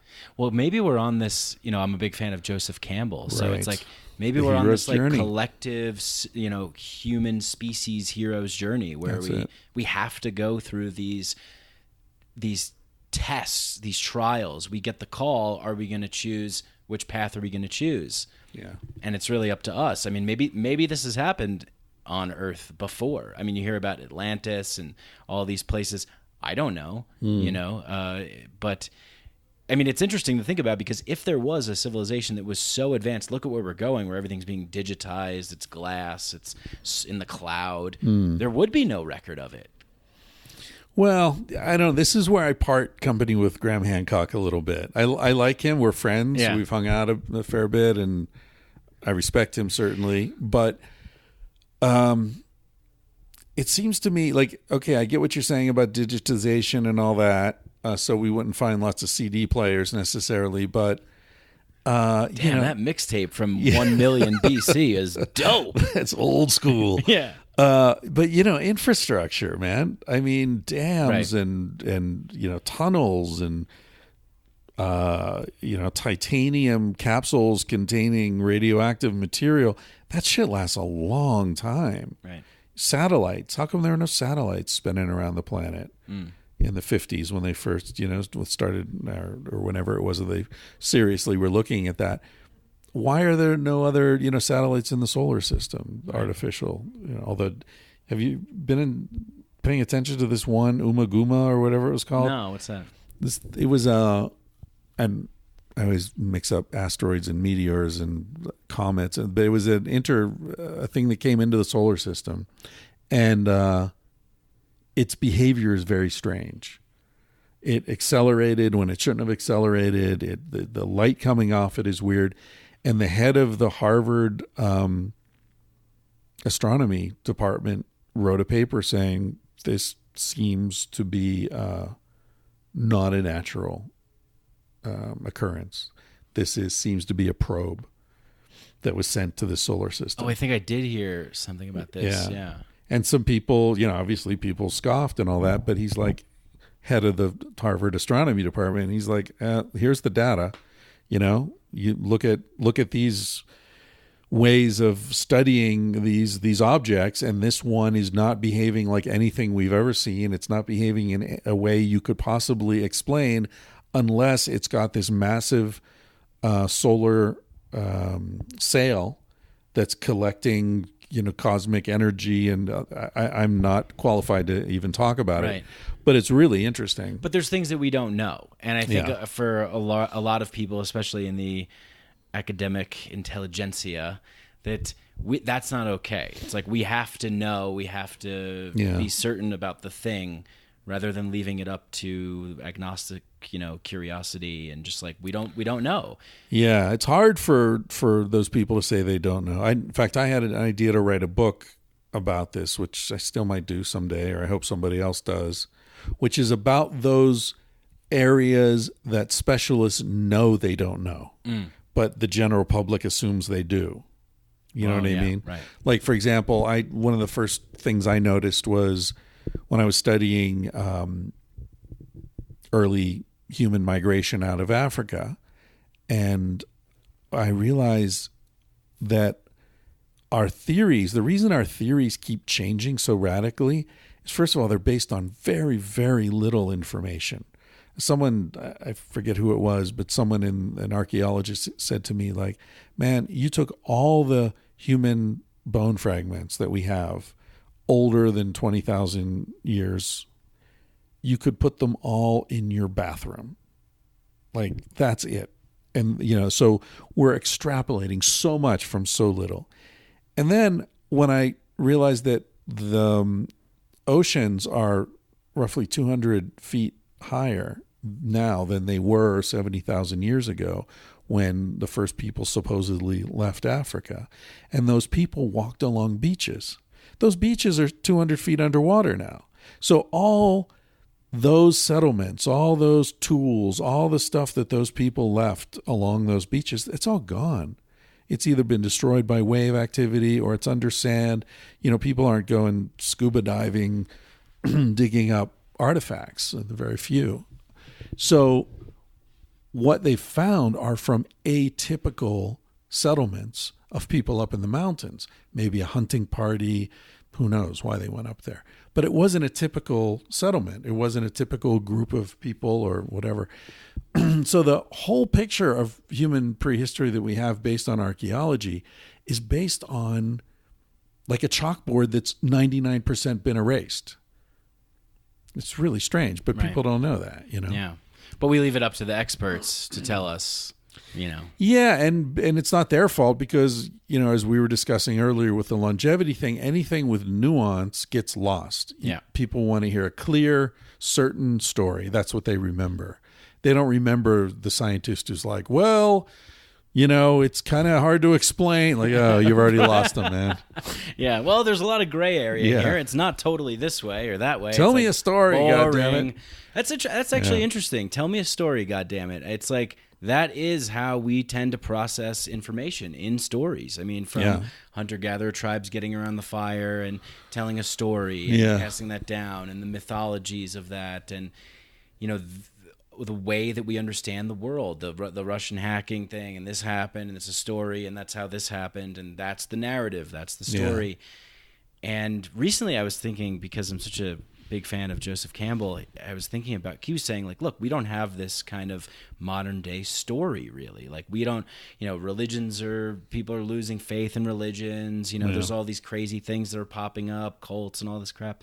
We don't have this one kind of planetary thing. But I thought about this recently there's a lot of movies in the show Westworld, right? Yeah, it's like great season 1. Yeah, great season 1, season 2, big stinker. Yeah. Yeah. But I thought about this thing where, and I want to see what you think about this, is like maybe one of the stories that we have now is this sort of story of artificial intelligence waking up, right? But really looking at that as a metaphor for people coming into consciousness and being more awake from the controllers that are trying to control us. Maybe we could apply that metaphor to it. And another one, obviously, is like Terminator. We invent technologies and then they destroy us. And another one that fits into this is the whole zombie thing. Right, yes. Like, what are the Walking Dead? Why is that so everyone popular? so infatuated with this? Yeah. And why is it okay that, it's not okay to curse on TV, but you could sit around the television with your family, eat dinner, and watch people getting their faces chewed on? Yeah. Like, what's going on? Yeah. Yeah, I don't know. It does seem that we live in an age both of awakening and of zombification. I mean, I just spent, before you came over, I was, as we said at the beginning, we're in a hotel here in suburban Denver because my van's being worked on, and I just was in a shopping mall for the first time in probably 5 years. Yeah, weird Really place. weird, man. This whole artificial world. I felt like I was on a Mars colony or something, where everywhere you look is just like created kitschy bullshit. It's this artificial world that we've established. It's interesting. I mean, I definitely felt like I was behind enemy lines, Yeah. Well, you're in the belly of the beast, so to speak. The shopping mall is like, the apotheosis of consumerist values. Yeah. It rose to prominence in the 80s, right? When it was all like, go shopping and buy and just say no to drugs. It's like this weird hellish place. I hope that we're going to be waking up out of this hellish nightmare. Are you? Yeah, I think we are. I think again, my feeling is it's like we're waking up on the train that's going toward the bridge, but I don't think we're all gonna. I don't think that train going off the bridge or the sinking of the Titanic, I don't think it necessarily means the end for everyone. I think it means the end of this era, the end of this civilization, right? But I don't think that's necessarily a bad thing. One of the books that I drew from heavily when I was writing Civilized to Death is by Rebecca Solnit. It's called Paradise Built in Hell. And it's her sort of survey of the field of disaster sociology. And so, this is part of my rebuke of neo-Hobbesian analysis of civilization, because the neo-Hobbesians will say that civilization is the only thing that's stopping us from destroying each other, right? Because deep down inside, we're all just chimps, and we'd be ripping each other's faces off if we could. And so what she went and interviewed all these disaster sociologists who spent their lives studying how people behave in disasters. And without exception, what they say is the people who live through the disasters look back at that as the best time in their lives. That's fucking interesting, man. Right. Why? Because before the disaster, they were sitting alone in an apartment. They didn't know their neighbors. Their lives were meaningless. Everything sucked, but they were comfortable. Then the earthquake hit, or the war, or the flood, or whatever it was, right? 9/11 in New York. Suddenly, you knew your neighbors. Suddenly, you were important. You were helping people. People were helping you. It's not like, oh, I'm only helping, my relatives because we share a certain amount of DNA, like the, evolutionary psychologists argue with inclusive fitness. No, we help each other because we're fucking social animal. That's what human beings do, right? So this one of the scientists who's old now, I think he was the one who started the field of disaster sociology. He said, the lesson that I learned in my life studying this stuff is that the disasters are the best times in people's lives. The real disaster is normal life. Yeah. Lives of quiet desperation. That's it. In this invisible water of filth, polluted water. Comfort. Yeah. Comfort. It's all this balancing, right? Because it's...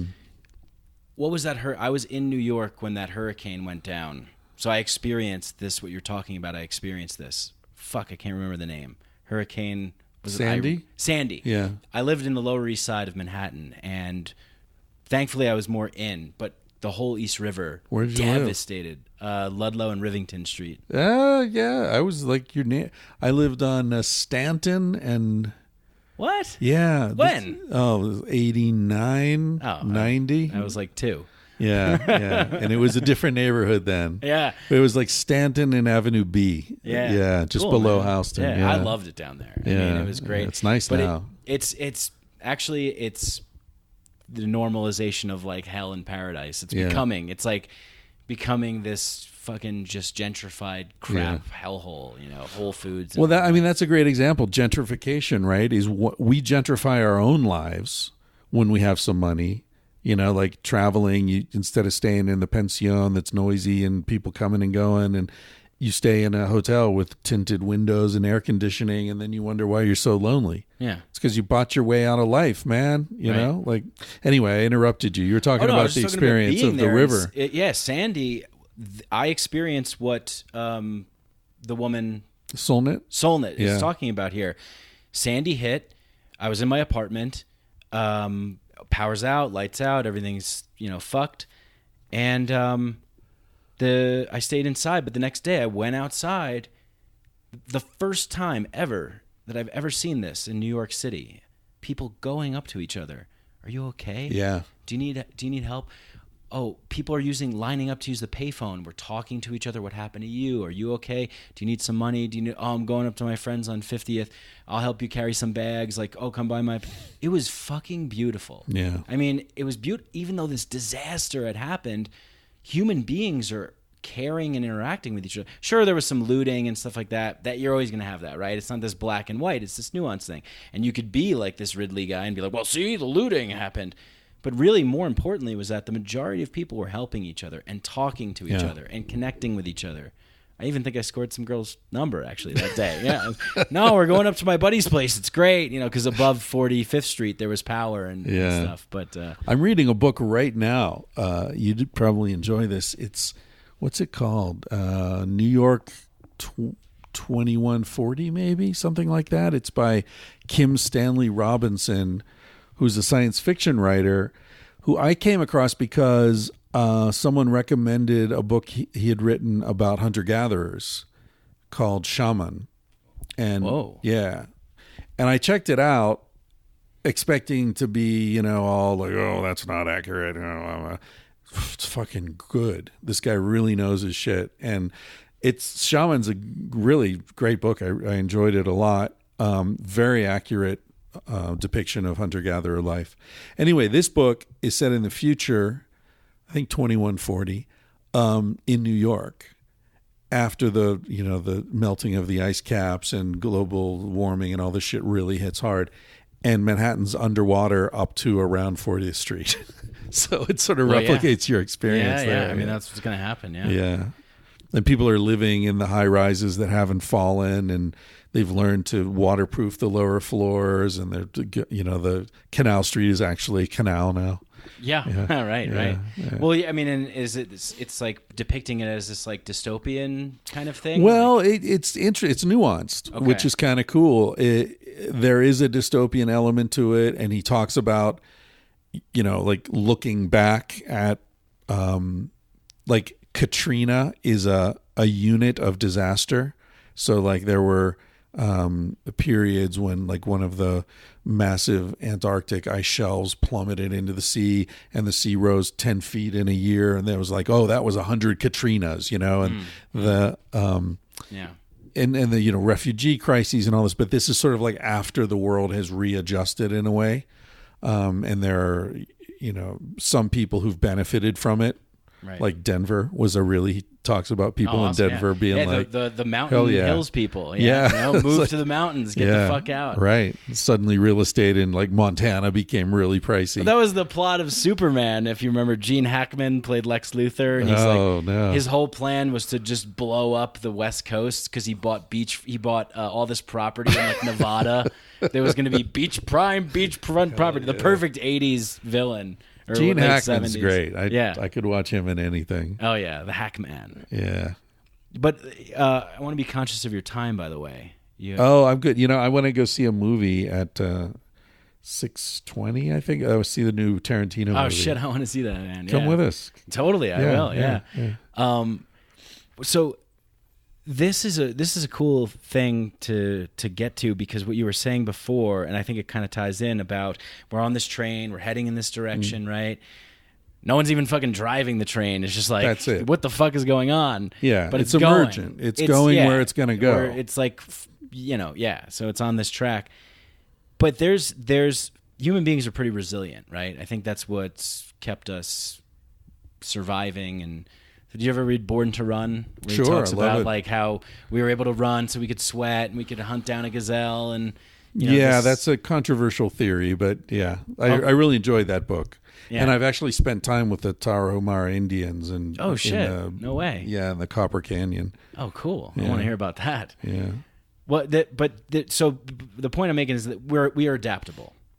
We can adapt. And I think we're at a point in time where it's like there's so many choices in terms of directions that we want to go and people vying for power on this runaway train. What do we want to adapt to? Do we want to adapt to the society where we're all plugged in tubes and living in vats and virtual reality space and, or we've augmented ourselves to be these cyborgs? Do we want to strive for this like one world global hegemonic rule, or do we want to like separate into tribal situations? And I guess it's all about how it's manufactured and sold to us. But what do you think about that kind of like, I guess, proclivity to be influenced, to adapt to circumstances that you might not particularly prefer? Yeah, I think it can be framed as one of the best things about our species or one of the worst. Goddamn paradox. Yeah. Because, another word for adaptation is tolerance. And there's nothing particularly admirable about tolerating your own domestication, which is what we've done. I think about like a lot of the Native American people. I've spent the last few months driving around the West in the van and, going through, Cheyenne territory and Shoshone and Nez Perce and all these different tribes that I read about when I was young. And I think about the fact that they were never slaves.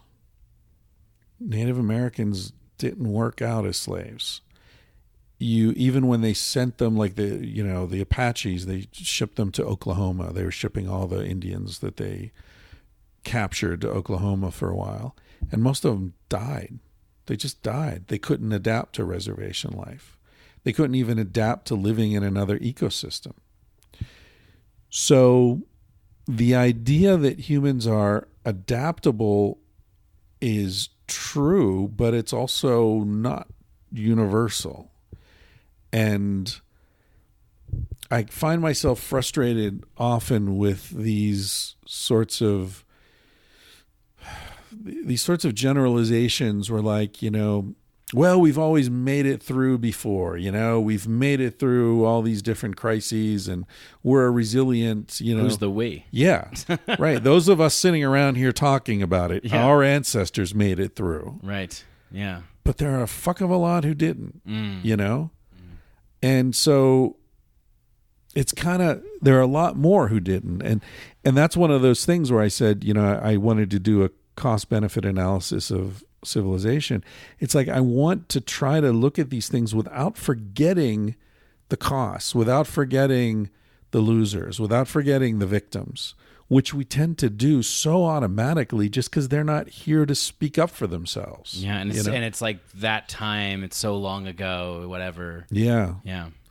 Yeah, and there's this sense that the way things are were the way things had to be. This sort of fatalistic, like someone says, "Oh, I wouldn't change anything in my life because then I wouldn't be me." As if you are the best possible version of the baby that was born on your birthday. Like where's the evidence for that? Yeah, that's rationalization. Yeah, right? Yeah. You just emotionally are attached to a particular story, and then you're just going to do whatever it takes to rationalize it. And you understand from your position that's sort of the only way you can see things. But you got to step out of that and say, wait a minute, my perspective is not the optimal perspective. It's just my perspective. Yeah. So what the hell was your question? the adaptation. Yeah. I fear that we are so good at adapting that we have lost our dignity as a species and our insistence that we live in a certain dignity and decency, and we've exchanged that for the adaptability. Right. You know? Yeah. To kind of fit in and normalize. We're not wolves. We're dogs. You know? And there's nothing, dogs are great, but from a wolf's perspective, they're kind of pathetic, you know? So that's kind of, I mean, I look at us as a species and I see a bunch of dogs. Some dogs are great, but you know, a lot of pugs and, you know, dogs that wouldn't last a minute if you took away the, you know, all this artificial support. Yeah. I mean, I kind of feel like I used to talk about like, well, where is like this real resistance, right? Like, and I had Daniel Pinchbeck on the show, and he was talking about this, like when his book How Soon Is Now came out, we were talking about like the people that went down to Occupy Wall Street. Like what would happen if they just did whatever it took to just not leave? Like, we are here, we're not leaving. We are really committed to this idea no matter what. But obviously you had the police come down there and cause, you know, force them out and all this kind of stuff. So you have that clash of violence. But I still don't see, I see kind of more of like this pop commercial, you know, Whole Foods charity type of activism, slacktivism, you know, like I gave $1 to help some kid. And I tweeted my anger. You know, I feel like people think they've done something. I tweeted my anger. I'll retweet this, and that'll bring them down. Yeah, sure. It's again, maybe you know, it's just this apparatus in which we're in is great at absorbing the dissent. Clearly, because where is it? You know, like I'm a big proponent of civil disobedience, opting out, like saying no, resisting. Right? But it's fucking hard to do, and it's hard to win people to that side when you're not waking up with a boot on your fucking face every day, when it's this kind of like weird invisible thing that's happening, that's like we're moving towards this like Stepford Wives like reality TV world. Moving toward it, or we're in it, man. I'd hate to think that. See, that's another one of those intellectual habits that we have, you know, where, I mean, I don't know if this is an age thing or what, but it, you know, at a certain point, like you've seen things happening over and over again, and you're like, the first time you're thinking, well, they'll never get away with this, and then it's like, fuck, they did, and then they do again and again and again. I've been listening to politicians talk about trickle-down economics since I was in college, and people keep buying this shit, or they keep letting them run the country. When, you know, where is the evidence that Americans will ever say, fuck you guys, enough is enough? I don't see it. I don't see it anywhere. As long as it's you know, decently affordable to get a TV and or a I phone. can get a loan. Get a loan, right. You know, I'll go into debt for the rest of my life to get a college lending. education that is worthless. And I don't, You keep hearing about like the point of collapse. We're at the point of collapse, but I've been hearing about that for 30 years. And it hasn't collapsed yet, or it has. And this is what it looks like. Yeah, you know, or it's like, oh, we're getting up to the point of no return. Well, at what point do we say, you know what, we've passed the point of no return? Because we have, you know, in terms of the environment, like that's done, and we're cooked. You know, now it's just a question of waiting for it. But we could stop all carbon emissions tomorrow and we'd still be screwed. How do you not wind up just laying on the floor and just depressed? You know, is it? Yeah, well, it's that 2-track thing we were talking about before, where like, okay, we're on the train that's going to go off the tracks, but I don't know exactly when that's going to happen. And in the meantime, I'd like to live a good life. Maybe let's end on a positive note. So it's all a dream. This is all a dream. Yeah. We're going to wake up and everything's going to be fine. Well, maybe it is. There's this interesting thing. I like getting into weird shit, but you know, like the nuclear bomb was invented the same year as LSD. Yeah. And since then we've been converging on these two paths, and I forget who mentioned this. It might have been Pinchbeck actually, talking about like we've like ripped a thing in the time space continuum, like Back to the Future 2, right? The alternate 1985. Biff's the fucking mayor. Trump's the fucking president. We're in this like weird fractalized alternate universe, but it's the one we're in. Yeah. And whatever it is, it is.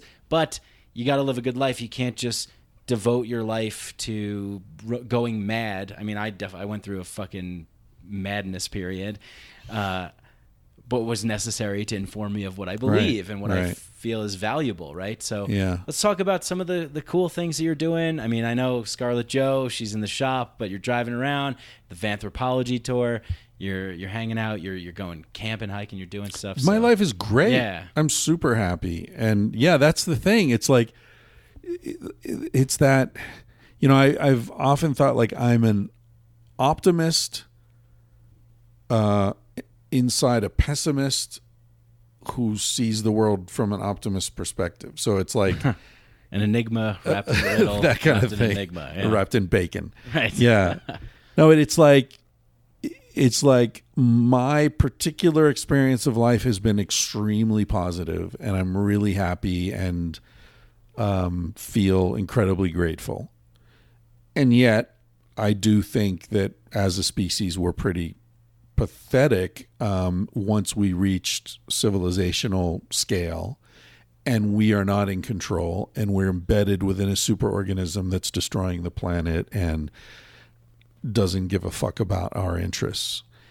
And yet I don't really think it matters ultimately. So, those are those different phases. And the way I keep my shit together is that I try to have as much fun as I can and surround myself with cool people that I admire and love, and recreate that sort of hunter-gatherer tribal life as much as I can in terms of nomadism and, a lot of sex and good drugs and jumping in rivers and looking at the stars and sitting by fires and listening to people play music and like those things that matter, that make life good. I've got a lot of them, and I'm really grateful for that. And honestly, one of the cool things about the modern world is that, if you have a little bit of cleverness and some luck, you can have a lot of that stuff.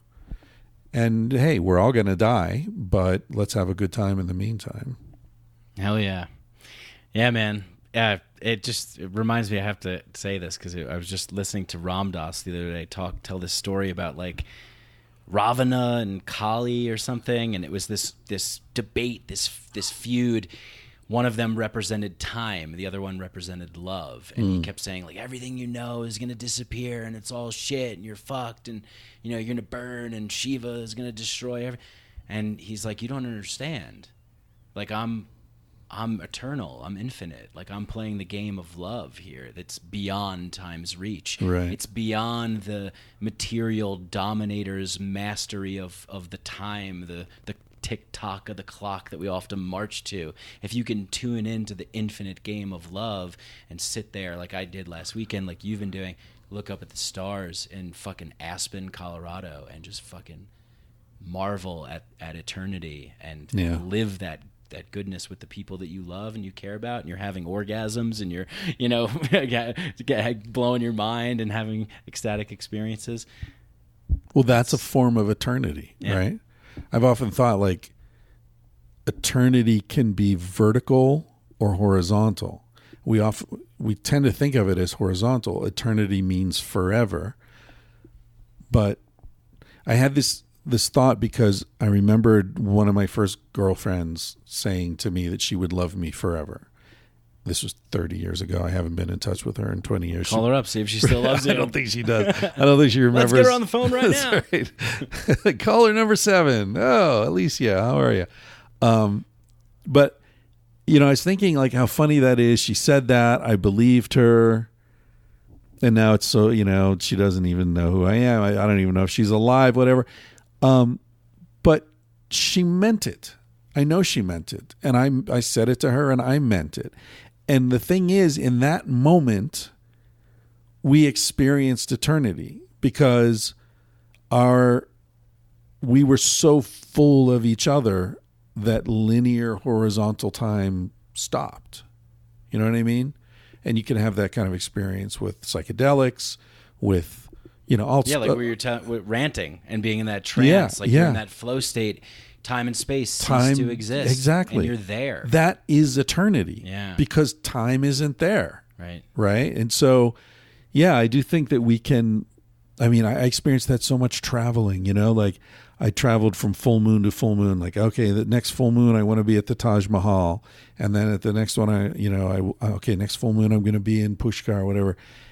And like a month traveling in India, fuck, it felt like a year. Yeah, same. Yeah. So what do we mean by time? If we can stretch it out that much, or we can even stop it for a while, whatever that means, then yeah, you're right. There are ways, like in that story Ram Dass was telling, there are ways to escape the slavery of time. Drop the shackles. Cool. Drop the shackles, drop the mic. Chris Ryan. Chris Ryan. Nice. Thank you so much. Yeah, this has been great. Yeah. Go listen to Tangentially Speaking. Get Civilized to Death. Pre-order it. I can't wait. Thank you. Yeah, What that's else? helpful. The pre-orders are helpful. Yeah. Yeah, appreciate it. Yeah. Glad we got together, Mike. Yeah, awesome.